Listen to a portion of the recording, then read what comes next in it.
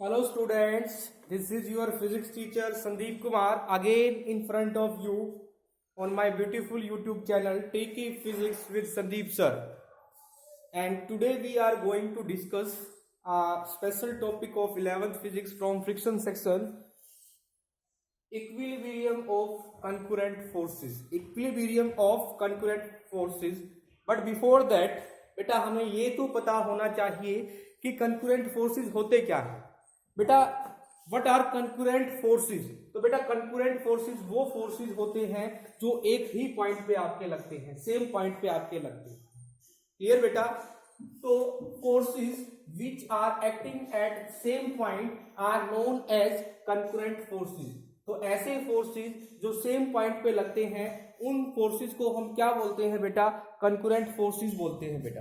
देखना फिगर के अंदर ओ पॉइंट के ऊपर देखना F1 फोर्स लग रहा है, F2 फोर्स लग रहा है, F3 फोर्स लग रहा है. तो बेटा ऐसे फोर्सेस को हम क्या बोलते हैं बेटा? कंकरेंट फोर्सेस बोलते हैं. कंकरेंट फोर्सेस बोलते हैं बेटा. कंकरेंट फोर्सेस बोलते हैं बेटा. अब जैसे बेटा हमारे पास ये तीन फोर्सेस है F1, F2, F3, तीनों के तीनों आप जानते हैं बेटा कंकरेंट फोर्सेस है. तो बेटा अब इनको हम इन कंकरेंट फोर्सेस को इक्विलिब्रियम में कैसे बोलेंगे बेटा?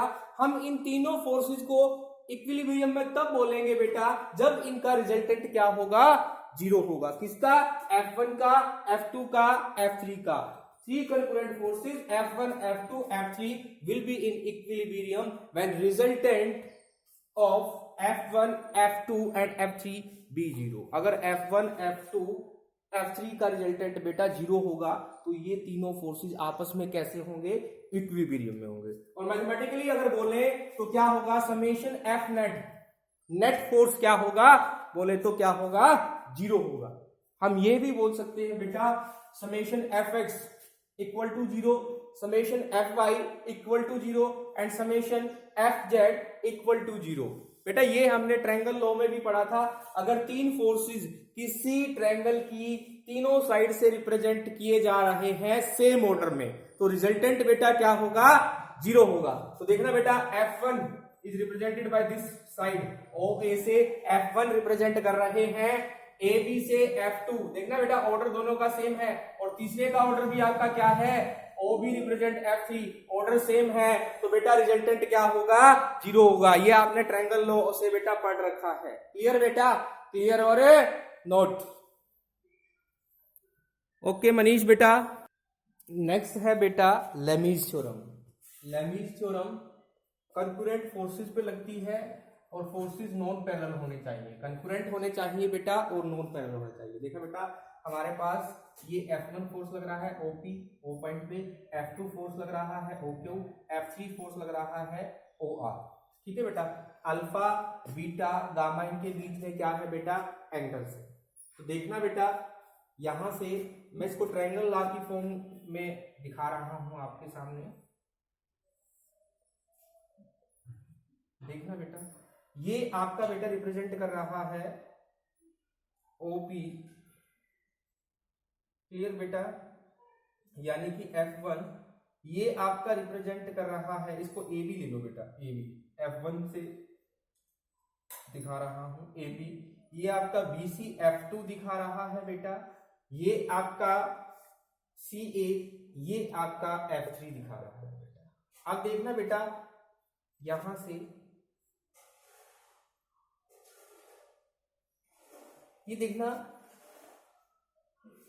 F1 और F2 के बीच में, F1 और F2 के बीच में बेटा कौन सा एंगल है आपका?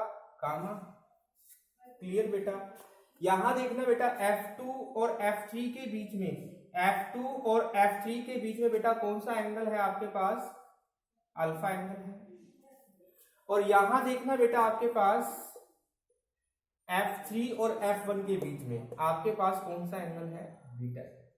अब देखो ये एंगल्स बेटा, देखो ये एंगल पूरा 180 का है. पाई क्या हो जाएगा? पाई माइनस बीटा, और ये पाई माइनस गामा, और ये बेटा पाई माइनस अल्फा. पाई माइनस अल्फा. अब देखना बेटा ये जो एंगल्स है इनको हम कैसे लिखेंगे?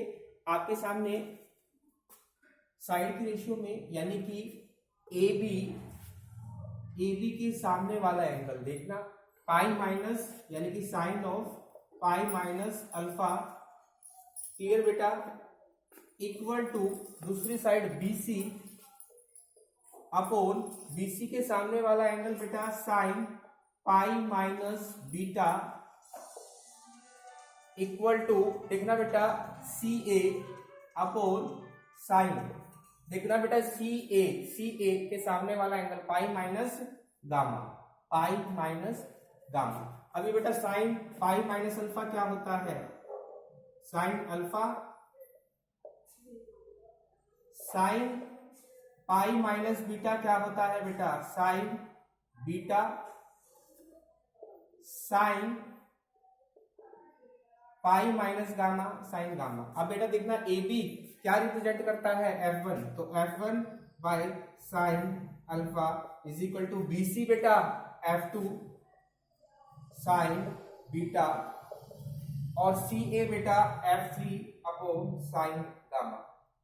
बेटा this is the Lami's theorem, यही बेटा हमारे पास क्या है, लेमीज थ्योरम, यही बेटा हमारे पास क्या है, लेमीज थ्योरम है बेटा।